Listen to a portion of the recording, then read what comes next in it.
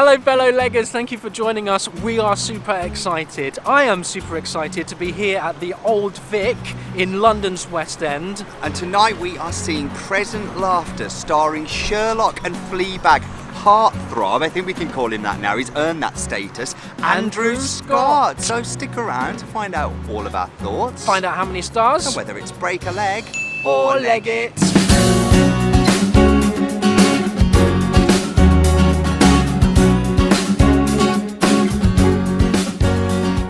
Andrew Scott, absolutely love him. I think he's up there. We were lucky to see him years ago at the Royal Court in Birdland. Yes, and he was phenomenal. He'd already done Sherlock at that point. But I mean, it showed his ability as a stage actor, something that we've not seen him before. Since he's done Hamlet as well, that started off at Almeida, then transferred. He has, and he's also done, didn't he do a Bond film? Did he do a Bond film? Or is he about to do a Bond film? Is he about to do a Bond film? I don't know whether he's done one. I don't watch Let films. us know, comment below. Has he done one? Is he doing stage one? work is incredible. It is. Now, I think he's done one. Now you mention it. I don't know. I'm trying to remember. Think. They all seem to merge into one. He would make a great baddie anyway. He would. Present Laughter at the Old Vic. Now, it's written by Noël Coward in 1939, but it wasn't produced until 1942 due to the outbreak of the Second World War. Now, it's a comedy depicting a few days in the life of successful, self-obsessed and rather affected actor Garry Essendine as he prepares to travel for a touring commitment to Africa. Okay. Now, in the original production, Noël Coward himself portrayed Garry. Awesome. And it was sort of semi-autobiographical. He'd written it sort of about his own life. Okay. But Garry here is portrayed by none other, control yourself, guys and girls, Andrew Scott, the sexy priest himself. Also in this cast, though, is Game of Thrones and The Treatment at the Almeida star, Indira Varma. Stars of the play, including The Inheritance and Albion Luke Thalon, is in the cast for this as well. Brilliant. And Sophie Thompson, star of stage and screen. She was in 4 Weddings and a Funeral. Okay. She's sister of Emma Thompson, but she won an Olivier Award in 1999 for the revival of Into the Woods that took place that year, where she played the baker's wife. So good line-up in terms of cast? Absolutely. Now, Matt Warchus, who's the artistic director, is directing this. He's artistic here at the Old Vic. And am I right in saying they've done a slightly different twist on one of the characters in terms of a gender swap? Yeah, but let's talk about that a little bit later when we've seen how well it plays out. Now, if you don't get a chance to see this here, and I mean, if not, why not? It's having an NTLive, I think, but not live. It's having an NT not live. So it's going to be recorded and then played later on in the year? 28th of November is the date that I'm hearing. The show is around 2.5 hours, including a 20-minute interval. And guys, we're front row. What? We're front row tonight, so I'm hoping to bring you all of the ins and outs of Andrew Scott later on. So stick around for our 30-second interval breakdown and to the end here all of our thoughts and find out how many stars. We've come to the interval, which means it is time for the Break-a-Leggers 30-second interval breakdown. Go! What do you think so far? Andrew Scott. Is that all you're going to do for the whole time? So articulate. What do you think? I think it's absolutely blooming brilliant, and they're making such good work of the text. The performances are blinding and brilliant. I see award nominations here and potential wins. Andrew Scott is phenomenal.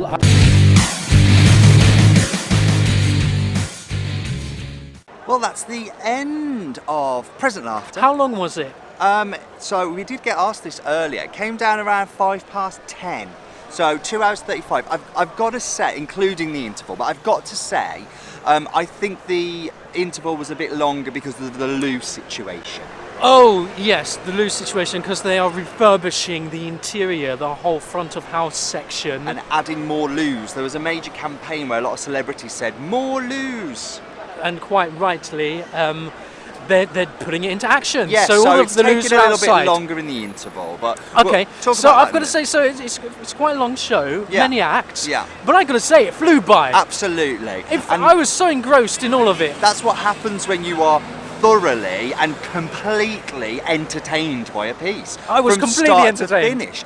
I've got to say that I've never really got Noël Coward before. No, now what have we seen? Blind Spirits? Yes. There's something else as well that again didn't quite float my boat. Like he's never been one of my go-to playwrights. No. You know, he's never been one that I've gone, oh, there's an Noël Coward on, I have to go. Not at all. And now I put that down to potentially, I've never seen a good production of an Noël Coward. It's all down to It's all production, down Vegas. to a director's vision. Quite potentially, or it could just be present laughter is brilliant. Yeah. And what they have done with this, with the gender swap of the character, which would have been, did we say Joanne? Joanna Joanna is now Joe, a is male. which just adds a completely different dynamic to it. I loved it because of that. Just to have this central acting character who is just so free with his love, being pursued by everyone, pretty much against his will, where he just kind of falls into these situations. And is open to experiences. And in that really sort of sexuality fluid, you know, we're becoming very aware of that being a thing now and accepting that people's sexuality isn't linear. So in a way, this was written in 1939, yet feels completely modern in this interpretation, and that's Matt Warchus' vision. And when we say that Noël Coward was a little bit fruity anyway, exactly, and this is quite autobiographical. Yeah, it's semi-autobiographical. So this is probably he closer. He wrote the lead role for himself. I imagine this then was probably more closer to what was going on in his life then, like men and women throwing themselves at his feet in awe of his talent and his abilities. And what the piece is completely, it's just full of wit and so kind of just self-awareness. It's hammy yet completely appropriate at the same time, because I'm just full of awe at how just aware the writing is, how inspired, and the lightness of touch, yet the complexity of the characters that Coward has written. I think it's Coward. I think it's also Warchus in his direction and his interpretation and understanding of the text. And I know we're not quite on cast yet, but the leading man absolutely owns and understands and brings his own interpretation and vulnerability and dramatic skill to this part. We'll get on to him more in a minute, but what I would say is one thing that when I was watching his performance, the one word that came to mind to me constantly through every decision he made was intelligent. And what an intelligent actor. Do you know what I mean? Like, it was you. They didn't notice us. It's just someone that's very aware. Absolutely. Just completely aware of everything that is going on, how to rescue a moment, how to interpret a line, how to deliver it. I mean, what an absolute joy, but we'll come back to him. And it's full of farce. It's full of those doors open and slamming, characters coming in. But at the same time, it's funny. Better than a Boeing. Yes, but at the same time, it's got some real vulnerability and, you know, real touching moments towards the end, just wanting to be loved and trying to find who somebody is, and as a big actor, who's underneath the mask, what's going on there. And so real intelligent writing, that is an actor's tragedy, isn't it? Having to put that front on throughout your whole entire life, never knowing who to trust or who to let in, how much of the real self do you show? It's all here in this piece. And they say that an actor doesn't know what to say because all they say is the lines that they're told, and he just resorts to these lovely words of Shelley. His soliloquies. And that's all he knows. That's brilliant. Can't articulate for himself. No, can't articulate for himself. Amazing in the writing. Let's move on to some of the production now. I want to talk about that for a while. So, I mean, we've raved about Matt Warchus' direction. Yes. Is there a more... I mean, if you can do this and you can respect a piece yet completely make it modern for a... You know, it won't be long before it's 100 years old. It's 80 years old now. This piece is as old as my grandmother. Okay. But to make it feel so fresh... I mean, how? I mean, well, like I say, adding that gender swap element does make it feel very now as well, even though it's set very much not now. Yes, it's of its time. I mean, just looking at his other credits, A Christmas Carol here, also Groundhog Day. Which is brilliant. It needs to come back, people. It does need to come back. This is a man truly... You know, as he's getting older in his career, he's just getting better. He's like a vintage, isn't he? He's like a vintage wine. Warchus we're talking about here, right? Yeah, he's like a mature cheddar. Okay. Love him. Just like a cheese. Yeah, love it. Love it. Also set in costume by Rob Howell. Yeah, lovely. Brilliant and big and bold and abstract, yet real as well. Loved it. Amazing. Yeah. And I would also mention... Penny Dyer for Dialect. Oh, Penny Dyer, who is already a 2019 nominee for Dialect Coach. Yeah. How about that? She strikes again. Because we'll come on to performances in a minute, but the one that you think is Scottish, I'm confident isn't. Oh, really? Yes. Okay. So Good there you go. dialect Well there. done, Penny. Okay, so let's who are we move moving on on to the cast. There isn't much going on. I guess it's a single set. Yeah. There's not much going on. The set changes are quite long. They play songs about 30 seconds, kind of going backwards in a way, because I usually like set changes to be quite busy and a part of the action. They pull straight back on this, just drop the lights, play a song, stage crew are coming on, moving stuff for a good 30 seconds so you can have a little natter, and then we drop back in the scene. So I guess not much going on in terms of set. No. It's nice and stylized Yep. and quite. What's that? The style of it? That's Radio City in New York. What is the style of the set? Oh, you mean Art Deco? Art Deco. Thank you very Is that much. what you're going That's for? the word. It's very Yep. Art Deco It and its is. angles and the lighting Yep. of it, but not a lot happening really in terms of set changes No, and but lighting changes. beautiful But still. nicely done. Simple but beautiful. Simple but beautiful. And some of the most beautiful things are the most simple. Of you. So let's go on to talk about cast. Yeah, let's go and talk about cast. Who are we I gonna mean, start with? I mean, Should we it's hard start to. at the top? It really Let's is. start hard. at the Do you want to top. talk about Andrew Scott Yes, now? because I guess that's what that is the name on the poster. I know. That is what people want, and he is the driving force. He's so come such a long way since that breakout role in Sherlock, which really made his name. Yes, what I like it's about him Moriarty. accepting this role is the past few that he's done, so Hamlet and Seawall, very melancholy, very sort of in a sadness about it all. This couldn't be more funny.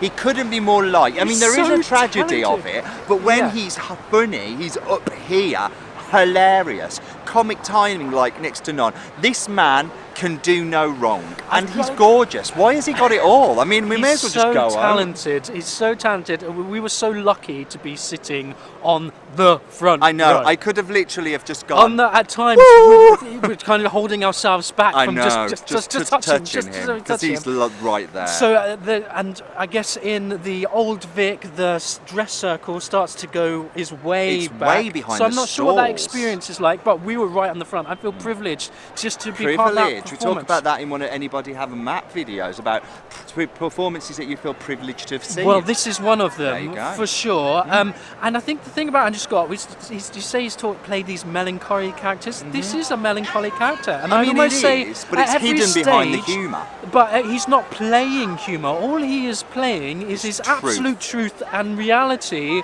And responding to the situation, which is just getting so frustrating and so raw, but it's hilarious for us to watch. And that is his absolute genius. A man in on the just verge of a being true. breakdown. Yeah, and that's it. You don't play it for a laugh. You play it for its truth, and he gets that. He's so He's clever. so vulnerable and So yet clever. so he is fantastic.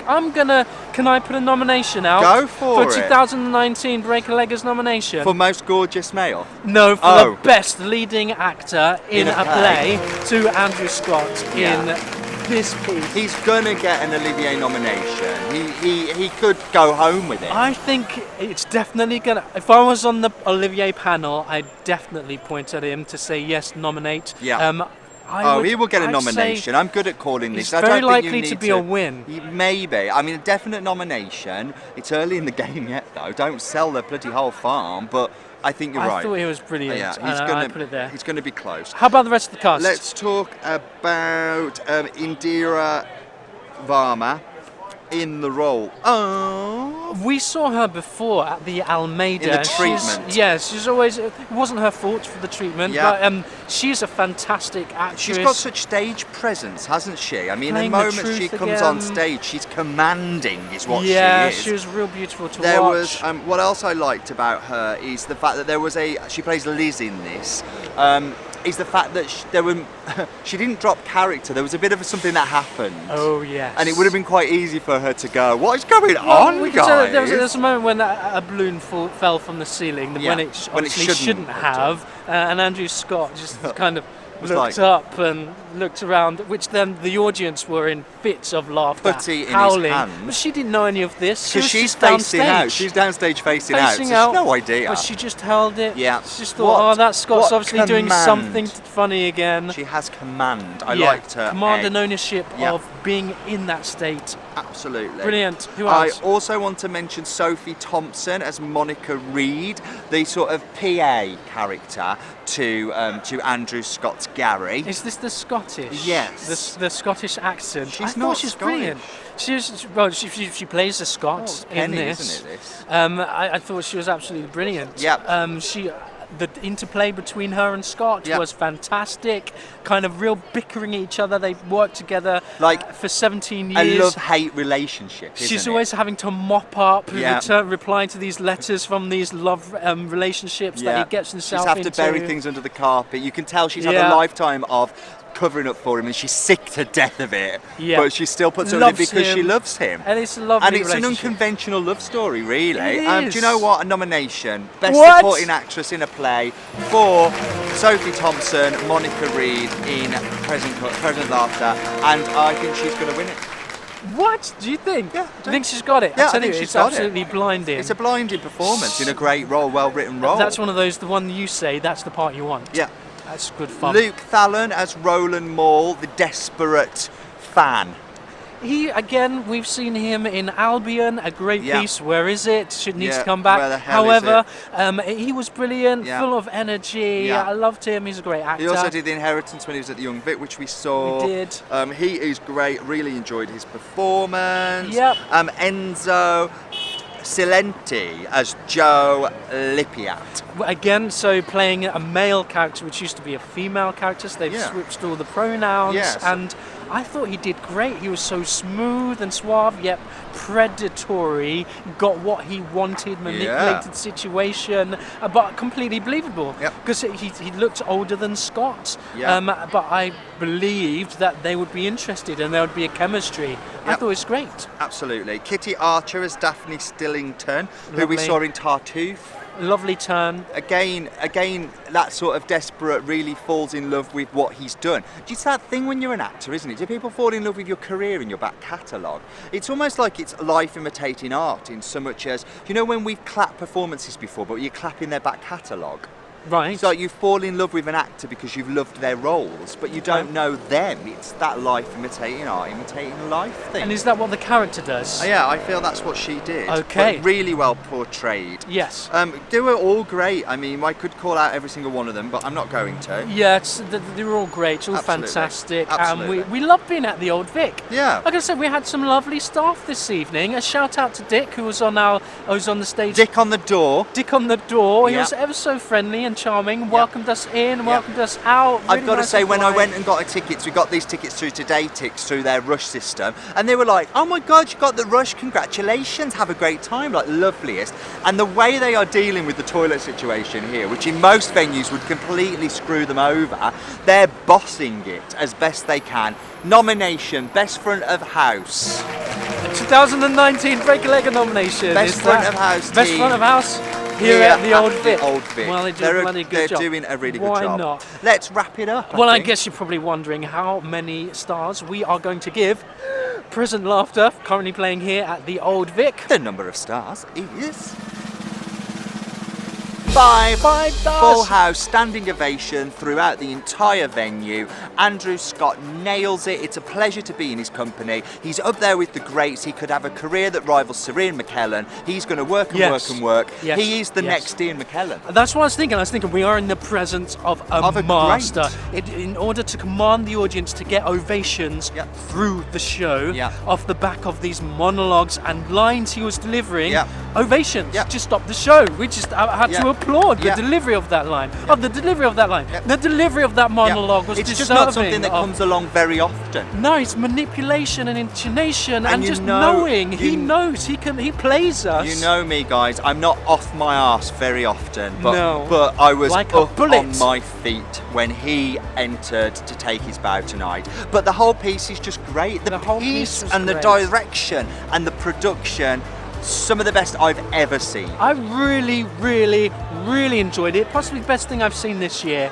I think. I would say come along and see it for yourself, Definitely. though. I mean, we spoke to someone on the way out that were like, "Oh, it was okay, not my cup of tea, but it was all right." So it might not Horses be for your cup of bloody tea. courses, Yeah, let isn't us it? know But what you I think. know a lot of people that would love this. It's just real good fun. Absolutely. But hey, that's just what I timeless. think. Just what I think. What do you think? Let us know. We'd love to hear your thoughts.